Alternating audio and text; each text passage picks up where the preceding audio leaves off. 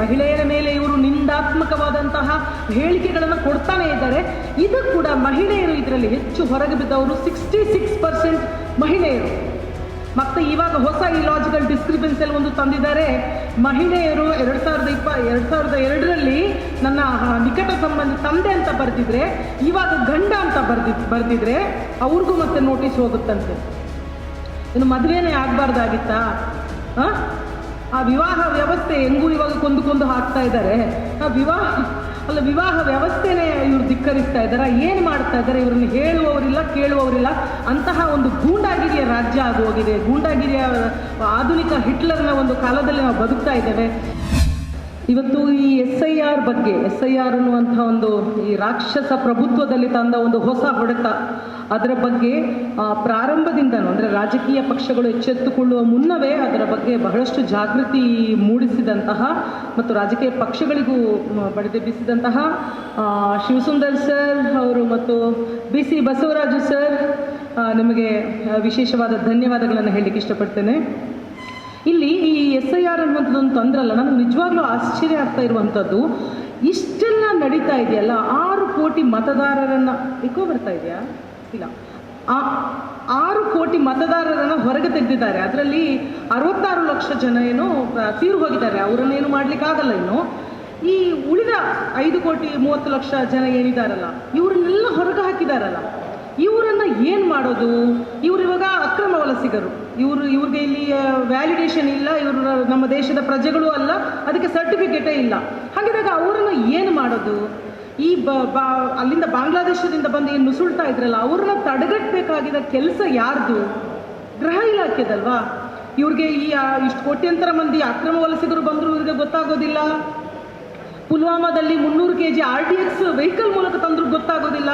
ಎಂತಹ ಅಸಮರ್ಥರು, ದುಷ್ಟರು ಇವರು, ದೇಶದ್ರೋಹಿಗಳು ಇವರು ತಮ್ಮ ಈ ವೈಫಲ್ಯಗಳನ್ನ ಮುಚ್ಚಿಕೊಳ್ಳೋದಕ್ಕೆ ಈ ಎಲ್ಲ ಆಟಗಳನ್ನು ಆಡ್ತಾ ಇದ್ದಾರೆ ಅಂತ ಅನಿಸ್ತದೆ. ಇನ್ನೊಂದು, ಮಂಜುನಾಥ್ ಸರ್ ಆವಾಗ ಕೇಳಿದ್ರು ನನಗೆ EVM ಬಗ್ಗೆ ವಿಶ್ವಾಸ ಇಲ್ಲ ಅಂತ. ಆ್ಯಕ್ಚುಲಿ ನನಗೂ EVM ಬಗ್ಗೆ ವಿಶ್ವಾಸ ಇಲ್ಲ, ಬೇರೆ ಬೇರೆ ವಿಚಾರಗಳನ್ನು ತಿಳ್ಕೊಂಡು. ಇವಾಗ ಅನ್ನಿಸ್ತಾ ಇದೆ, ಇಷ್ಟು ಕೋಟ್ಯಂತರ ಮಂದಿ ಮತದಾರರು ಹೊರಗುಳಿಯುವಾಗ ಕಾಂಗ್ರೆಸ್ಗೆ ಮಾತ್ರ ಯಾಕೆ ತಲೆಬಿಸಿ ಆಗಬೇಕು? BJPಗೂ ಬೇಜಾರಾಗಬೇಕಲ್ಲ, BJPಗೂ ಟೆನ್ಷನ್ ಆಗಬೇಕಲ್ಲ. ಅವ್ರು ಕಂಪ್ಲೀಟ್ ಆಗಿದ್ರೆ ಪರವಾಗಿದ್ದಾರೆ, ಗುಮ್ಮನ ಗುಸ್ತ ಥರ ಕೂತಿದ್ದಾರೆ ಅಲ್ವಾ? ಹಾಗಿದ್ರೆ ಏನು ಅವರು ಚುನಾವಣೆಗಳ ಮೂಲಕ ಅವರು ಈ ಚುನಾವಣೆ ಎದುರಿಸ್ತಾ ಇಲ್ವಾ? ಅಡ್ಡದಾರಿಗಳ ಮೂಲಕನೇ ಬರ್ತಾ ಇದ್ದಾರಾ? ಇವಾಗ ಮತದಾರರನ್ನ ತೆಗಿತಾ ಇದ್ದಾರೆ ಅಂದಮೇಲೆ ಯಾವುದೆಲ್ಲ ರಾಜಕೀಯ ಪಕ್ಷಗಳಿದೆ ಅವರೆಲ್ಲರಿಗೂ ಕಳವಳ ಆಗಬೇಕಿತ್ತಲ್ವಾ?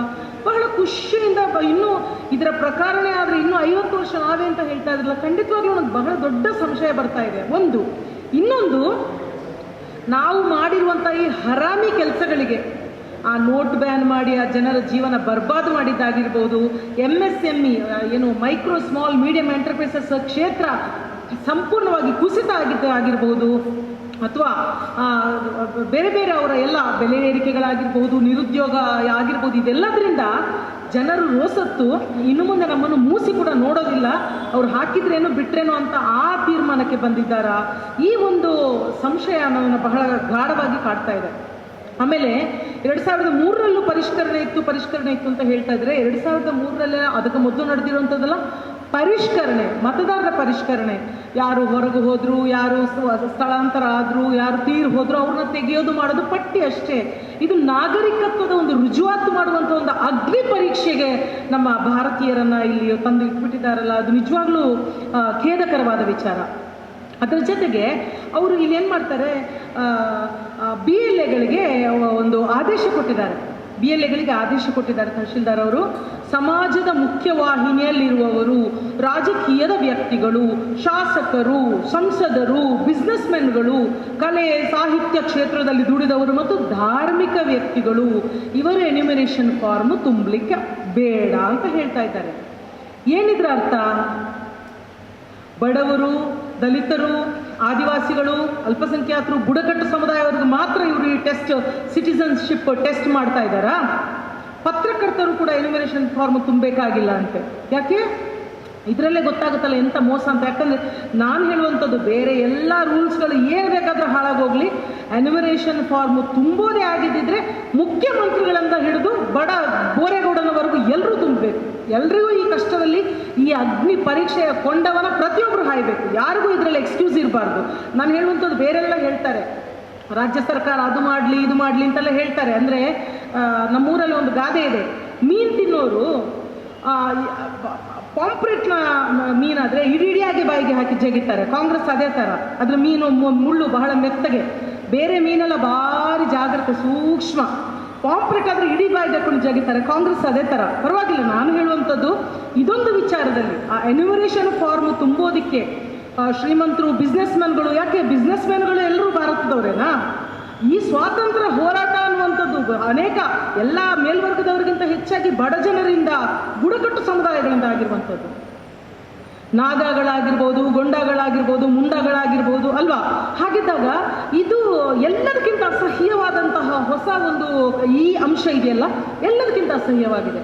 ಕಲೆ, ಸಾಹಿತ್ಯ, ಪ್ರಶಸ್ತಿ ತಗೊಂಡವರು, ಪ್ರಶಸ್ತಿ ಯಾವ್ಯಾವ ರೀತಿ ತಗೊಳ್ತಾರೆ ಅಂತ ಗೊತ್ತು ತಾನೆ ಎಲ್ರಿಗೂ. ಅಂಥದ್ರಲ್ಲಿ ಅಲ್ಲ, ಎಲ್ಲರೂ ಅಲ್ಲ, ಕೆಲವ್ರನ್ನ ಹೇಳ್ತಾ ಇರುವಂಥದ್ದು. ಸೊ ಪ್ರಶಸ್ತಿ ತಗೊಳ್ಳೋರು ಅವರ ಎನ್ಯುಮರೇಷನ್ ಫಾರ್ಮು ತುಂಬಬೇಕಾಗಿಲ್ಲ ಅಂತ. ಸೊ ಎಂಥ ಒಂದು ನಾನು ಹೇಳುವಂಥದ್ದು, ಇವರು ಒಂದು ಮಹಿಳಾ ವಿರೋಧಿ ಚಟುವಟಿಕೆಗಳಾಗಿರ್ಬಹುದು, ಒಂದು ವರ್ಗ ತಾರತಮ್ಯ ಆಗಿರ್ಬೋದು, ವರ್ಣ ತಾರತಮ್ಯ ಆಗಿರುವಂಥದ್ದು, ಒಂದು ರಾಕ್ಷಸ ರಾಜಕಾರಣ ಅಂತ ಹೇಳಬೇಕು. ಇದಕ್ಕೆ ಬೇರೇನೂ ಹೇಳಲಿಕ್ಕೆ ಸಾಧ್ಯ ಇಲ್ಲ. ಇನ್ನೊಂದು ವಿಶೇಷವಾಗಿ ಮಹಿಳೆಯರ ಮೇಲೆ ಇವರು ನಿಂದಾತ್ಮಕವಾದಂತಹ ಹೇಳಿಕೆಗಳನ್ನು ಕೊಡ್ತಾನೆ ಇದ್ದಾರೆ. ಇದು ಕೂಡ ಮಹಿಳೆಯರು ಇದರಲ್ಲಿ ಹೆಚ್ಚು ಹೊರಗೆ ಬಿದ್ದವರು 66% ಮಹಿಳೆಯರು. ಮತ್ತು ಇವಾಗ ಹೊಸ ಈ ಲಾಜಿಕಲ್ ಡಿಸ್ಕ್ರಿಪೆನ್ಸಿಯಲ್ಲಿ ಒಂದು ತಂದಿದ್ದಾರೆ. ಮಹಿಳೆಯರು 2002ರಲ್ಲಿ ನನ್ನ ನಿಕಟ ಸಂಬಂಧಿ ತಂದೆ ಅಂತ ಬರೆದಿದ್ರೆ, ಇವಾಗ ಗಂಡ ಅಂತ ಬರೆದಿದ್ರೆ ಅವ್ರಿಗೂ ಮತ್ತೆ ನೋಟಿಸ್ ಹೋಗುತ್ತಂತೆ. ಇನ್ನು ಮದುವೆನೇ ಆಗಬಾರ್ದಾಗಿತ್ತಾ? ಆ ವಿವಾಹ ವ್ಯವಸ್ಥೆ ಹೆಂಗೂ ಇವಾಗ ಕೊಂದು ಹಾಕ್ತಾ ಇದ್ದಾರೆ. ಆ ವಿವಾಹ ವ್ಯವಸ್ಥೆನೇ ಇವರು ಧಿಕ್ಕರಿಸ್ತಾ ಇದ್ದಾರೆ. ಏನು ಮಾಡ್ತಾ ಇದ್ದಾರೆ? ಇವರನ್ನು ಹೇಳುವವರಿಲ್ಲ, ಕೇಳುವವರಿಲ್ಲ. ಅಂತಹ ಒಂದು ಗೂಂಡಾಗಿರಿಯ ರಾಜ್ಯ ಆಗೋಗಿದೆ. ಗೂಂಡಾಗಿರಿಯ ಆಧುನಿಕ ಹಿಟ್ಲರ್ನ ಒಂದು ಕಾಲದಲ್ಲಿ ನಾವು ಬದುಕ್ತಾ ಇದ್ದೇವೆ. ಇನ್ನೊಂದು ವಿಚಾರ ಹೇಳಬೇಕು, ಇವರ ಒಂದು ನೇರವಾದಂತಹ ಗುರಿ ಅಲ್ಪಸಂಖ್ಯಾತರ ಒಂದು ನಿರ್ಮೂಲನ ಅಂತ ಗೊತ್ತು ನಮಗೆ. ಅಂದ್ರೆ ಪ್ರಧಾನ ಗುರಿ, ಬೇರೆ ಸೈಡ್ ಗುರಿಗಳೆಲ್ಲ ಇದ್ದಾವೆ. ಆದರೆ ಅಲ್ಪಸಂಖ್ಯಾತರ ಒಂದು ಪರಿಸ್ಥಿತಿ ಇದೆಯಲ್ಲ ಈ ಕಾಲದಲ್ಲಿ, ಕಲ್ತಪ್ಪ ಅಂತ ಒಂದು ಅಡುಗೆ ಮಾಡ್ತಾರೆ, ಅಡಿಯಲ್ಲೂ ಬೆಂಕಿ ಹಾಕಿ ದಗ ಅಂತ ಉರಿಸ್ತಾರೆ, ಮೇಲೆ ಕೆಂಡ ಇಟ್ಟಿರ್ತಾರೆ. ಆ ಥರ ಅಲ್ಪಸಂಖ್ಯಾತರಿಗೆ ಅವರ ಮೇಲೆ ಆಗ್ತಾ ಇರುವಂಥ ದಬ್ಬಾಳಿಕೆಗಳ ಒಂದು ನೋವು, ಅದರ ಜೊತೆಗೆ ನಮ್ಮ ಹೆಸರು ಹೇಳ್ಕೊಂಡು ಇಡೀ ದೇಶವನ್ನೇ ಲಗಾಡಿ ತೆಗಿತಾ ಇದ್ದಾರಲ್ಲ, ಬರ್ಬಾದ್ ಮಾಡ್ತಾ ಇದ್ದಾರಲ್ಲ ಅಂತ ನೋವಿದೆಯಲ್ಲ, ಅವ್ರು ಕಂಪ್ಲೀಟ್ ಕುಸ್ತು ಬಿಟ್ಟು ಹೋಗಿದ್ದಾರೆ ಈ ಒಂದು ಇದರಲ್ಲಿ. ಯಾಕಂದರೆ ನಿನ್ನೆ TV ಡಿಬೇಟ್ಗೆ ಹೋಗ್ತಾ ಇದ್ದಾಗ ಒಬ್ಬ ವ್ಯಕ್ತಿ ಬಂದರು, BJPಯ ಸ್ಪೋಕ್ಸ್ ಪರ್ಸನ್. ಏನು ಮೇಡಮ್, 5.5 ಕೋಟಿ ಬಾಂಗ್ಲಾದೇಶಿಯರು ಬಂದು ನುಸುಳಿದ್ದಾರೆ, ಮತ್ತು SIR ಮಾಡಿದೆ, ಏನು ಮಾಡೋದು ಅಂತ ನನಗೆ ಹೇಳೋಕ್ಕೂ ಅಲ್ಲ ಬಿಡೋಕ್ಕೂ ಅಲ್ಲ.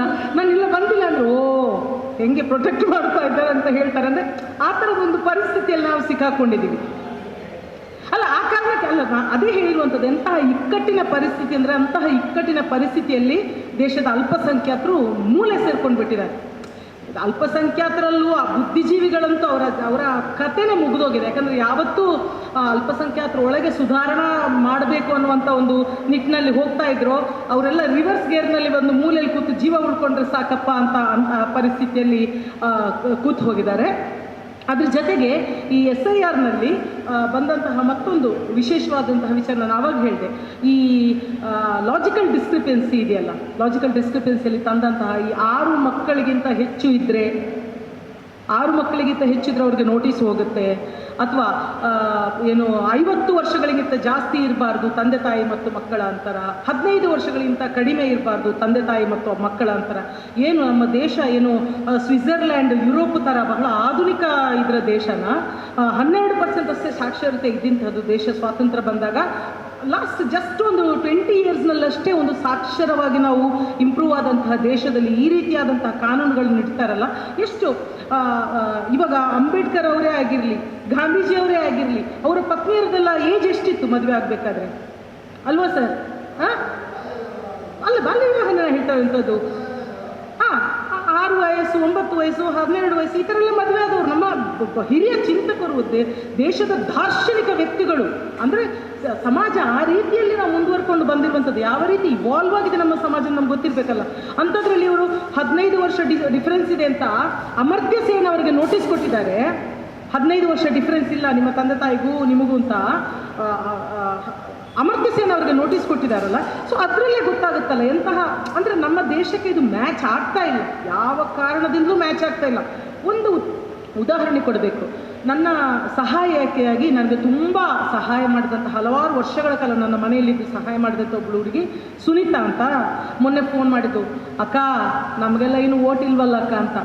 ನಾನು ಹೇಳೋದು ಅವಳು ಎಷ್ಟು ಇನ್ನೋಸೆಂಟ್ ಅಂದರೆ, ನನ್ನ ಮನೆಗೆ ಬಂದಾಗ, ಪ್ರಾರಂಭದಲ್ಲಿ ಬಂದಾಗ ನಾನು ಕೇಳಿದೆ, ನೀನು ಕಾಂಗ್ರೆಸ್ಸ, ನಿಮ್ಮ ಕಡೆಯೆಲ್ಲ ಹಿಂಗೆ ಡೈರೆಕ್ಟ್ ಕೇಳೋಂಗಿಲ್ಲಲ್ಲ, ನಿಮ್ಮ ಕಡೆಯೆಲ್ಲ ಹಿಂಗೆ ಕಾಂಗ್ರೆಸ್ಸ BJPನ ಅಂತ. ನಾವು BJP ಅಂತ ಅಂದ್ಬಿಟ್ಲು. ನಾನು ಆಮೇಲೆ ಫೋನಲ್ಲಿ ಮಾತಾಡುವಾಗ ಅದೆಲ್ಲ ತುಂಬ ಜಾಗ್ರತೆಯಿಂದ, ಅಡುಗೆ ಮಾಡೋಳಲ್ವ, ಹಾಗಾಗಿ ನಾನು ಜಾಗ್ರತೆಯಿಂದ ಜಾಸ್ತಿ ಬಯಸ್ತಾ ಇರಲಿಲ್ಲ BJP ಅವ್ರಿಗೆಲ್ಲ. ಆಮೇಲೆ ಬೆಡ್ರೂಮ್ಗೆ ಹೋಗ್ತಾ ಇದ್ದೆ ಏನಾದರೂ ಮಾತಾಡಬೇಕಾದ್ರೆ. ಒಂದು ದಿವಸ ಓಟ್ ಮುಗಿಸ್ಕೊಂಡು ಬಂದು ಆಮೇಲೆಲ್ಲ ಕೇಳಿದೆ ನಾನು, 2-3 ವರ್ಷದ ನಂತರ ಯಾರಿಗೂ ಓಟ್ ಹಾಕಿದೆ ಅಂತ. ಸಿದ್ದರಾಮಣ್ಣನಿಗೆ. ನೀವು BJP ಅಲ್ವಾ? ಅಲ್ಲ, ನಾನು ಸಿದ್ದರಾಮಣ್ಣನಿಗೆ ಓಟ್ ಹಾಕ್ತೆ ಅಂತ ಹೇಳಿದ್ರು. ಹೌದು, ನೀವು BJP ಅಲ್ವಾ ಅಂತ ಕೇಳಿ. ಅಯ್ಯೋ ಅದೆಲ್ಲ ನನಗೆ ಗೊತ್ತಿಲ್ಲಕ್ಕ, BJPನೂ ಅದೆಲ್ಲ ನಮ್ಗೆ ಗೊತ್ತಾಗಲ್ಲಕ್ಕ, ಮತ್ತು ನಾವು ಯಾವಾಗಿದ್ರೂ ಸಿದ್ದರಾಮಣ್ಣನಿಗೆ ಓಟ್ ಹಾಕ್ತೀವಕ್ಕ. ಅಂದರೆ ಇಷ್ಟು ಇನ್ನೋಸೆಂಟ್ ಜನರು ಇವಾಗ ಫೋನ್ ಮಾಡಿ ತಮ್ಮ ಗೋಲ್ ತೋಡ್ಕೊಳ್ತಾ ಇದ್ದಾರೆ. ಬರ್ತ್ ಸರ್ಟಿಫಿಕೇಟ್ ಎಲ್ರಿಗೂ ಗೊತ್ತಲ್ಲ. 70% ಜನರದು ಗ್ರಾಮೀಣ ಪ್ರದೇಶಗಳಲ್ಲಿ ಜೂನ್ 1 ಅಂತ ಹಾಕಿರ್ತಾರೆ. ಎಲ್ಲಿಂದ ಇವರೆಲ್ಲರನ್ನು ಹುಡುಕಲಿಕ್ಕೆ ಹೋಗೋಣ? ಇಂತಹ ಮಹಿಳೆಯರು, ಇಂತಹ ಆದಿವಾಸಿಗಳು, ಇಂತಹ ನಾನು ಹೇಳುವಂಥದ್ದು ಶಿಕ್ಷಣ, ಈ ಮಕ್ಕಳನ್ನು ಹೆರುವಿಕೆ, ಬಡತನ, ಈ ವಾಸಸ್ಥಳದ ಇಲ್ಲದೆ ಇರುವಂಥದ್ದು, ಇದೆಲ್ಲದರ ಬಹಳ ದೊಡ್ಡ ಒಂದು ಸಂತ್ರಸ್ತರು ದಲಿತರು ಮತ್ತು ಅಲ್ಪಸಂಖ್ಯಾತರು. ಇವರನ್ನೇ ದೂರ ಇಡುವಂತಹ, ಯಾಕಂದರೆ ಮೊದಲು ಏನಿತ್ತು, ಮತದಾನ ವ್ಯವಸ್ಥೆ ಬರುವ ಮೊದಲು ಏನಿತ್ತು, ಒಂದು ಮತ ಒಂದು ಮೌಲ್ಯ ಅನ್ನೋ ಬರೋ ಮೊದಲು ವರ್ತಕರು, ರಿಚ್ ಪೀಪಲ್, ಅವ್ರಿಗೆ ಮಾತ್ರ ಓಟ್ ಕೊಡುವಂಥ ಅಧಿಕಾರ ಏನಿತ್ತು ಅದನ್ನೇ ಮತ್ತೆ ತರಲಿಕ್ಕೆ ನೋಡ್ತಾ ಇದ್ದಾರೆ. ಈ ಮೂಲಕ ದೇಶದ ವ್ಯವಸ್ಥೆಯನ್ನು ಹಳ್ಳ ಹಿಡಿಸ್ಲಿಕ್ಕೆ ನೋಡ್ತಾ ಇದ್ದಾರೆ. ಹಾಗಾಗಿ ಇಂತಹ ಸಮಯದಲ್ಲಿ ಸ್ವಲ್ಪ ನಾನು ತುಂಬ ಮಂದಿಗೆ ಟೆನ್ಷನ್ ಇರ್ಬೋದು, ಕ್ವೆಶ್ಚನ್ಗಳಿರ್ಬೋದು, ಕಾಂಗ್ರೆಸ್ ಏನು ಮಾಡ್ತಾ ಇದೆ ಅಂತ. ನಿಮಗೆ ಗೊತ್ತು, ಆ ತ್ರಿವಳಿ ದುಷ್ಟಕೂಟ ಯಾವ ರೀತಿಯಲ್ಲಿ ರಾಜ್ಯ ಸರ್ಕಾರಗಳನ್ನು ಬಗ್ಗು ಬಡಿತಾ ಇದೆ, ತೆರಿಗೆ ವಿಚಾರದಲ್ಲಿ ಮೋಸ ಮಾಡ್ತಾ ಇದೆ, ಒಕ್ಕೂಟ ಮೌಲ್ಯಗಳಿಗೆ ಹೇಗೆ ದಾಳಿ ಮಾಡ್ತಾ ಇದೆ.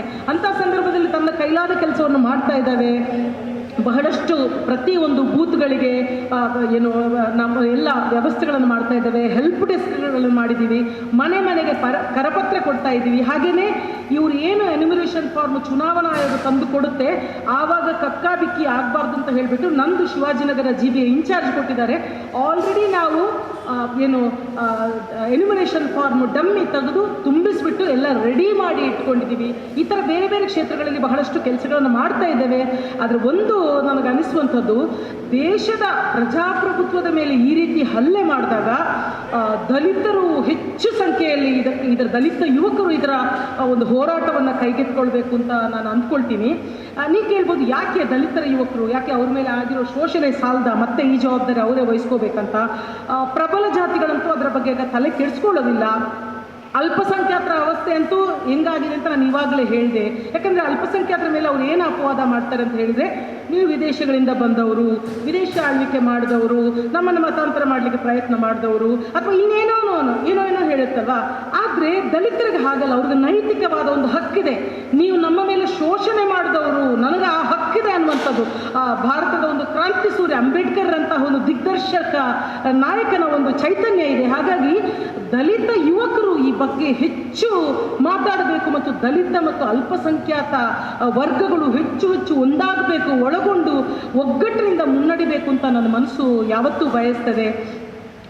ಕೊನೆಗೆ ನಾನು ಹೇಳಲಿಕ್ಕೆ ಇಷ್ಟಪಡುವಂಥದ್ದೊಂದೇ, ರಾಜ್ಯ ಸರ್ಕಾರ ಎಲ್ಲ ಥರದಾದ ತಯಾರಿ ಮಾಡಿಕೊಳ್ತಾ ಇದೆ. ಆದರೆ ಜನಸಂಘಟನೆಗಳ ಬೆಂಬಲವಿಲ್ಲದೆ ಯಾರಿಗೂ ಏನು ಮಾಡಲಿಕ್ಕೆ ಸಾಧ್ಯ ಇಲ್ಲ. ಹಾಗಾಗಿ ನಿಮ್ಮೆಲ್ಲರ ಹೆಚ್ಚಿನ ಸಹಕಾರ ಮತ್ತು ಬೆಂಬಲ, ನೀವು ಮಾಡ್ತಾ ಇರುವಂಥ ಎಲ್ಲ ಟೀಕೆಗಳ ಜೊತೆಗೆ, ಯಾಕೆಂದರೆ ಟೀಕೆಗಳು ಇಲ್ಲದೇ ಇದ್ದರೆ ನಾವು ಆಲ್ರೆಡಿ ಮೈಮರೆತೇ ಬಿಟ್ಟಿರ್ತೀವಿ. ಹಾಗಾಗಿ ಎಲ್ಲ ಟೀಕೆಗಳ ಜೊತೆಗೆ ನಿಮ್ಮ ಸಹಕಾರವನ್ನು ಬಯಸ್ತೀವಿ. ಈ ಪ್ರಜಾತಾಂತ್ರಿಕ ವ್ಯವಸ್ಥೆಯನ್ನು ಉಳಿಸ್ಕೊಳ್ಳಿಕ್ಕೆ ನಾವೆಲ್ಲರೂ ಕೈ ಜೋಡಿಸೋಣ ಅಂತ ಕೇಳ್ಕೊಳ್ತಾ ನನ್ನನ್ನು ಆಹ್ವಾನಿಸಿದ ಸಮುದಾಯ ಸಂಘಟನೆಗೆ ಧನ್ಯವಾದಗಳು.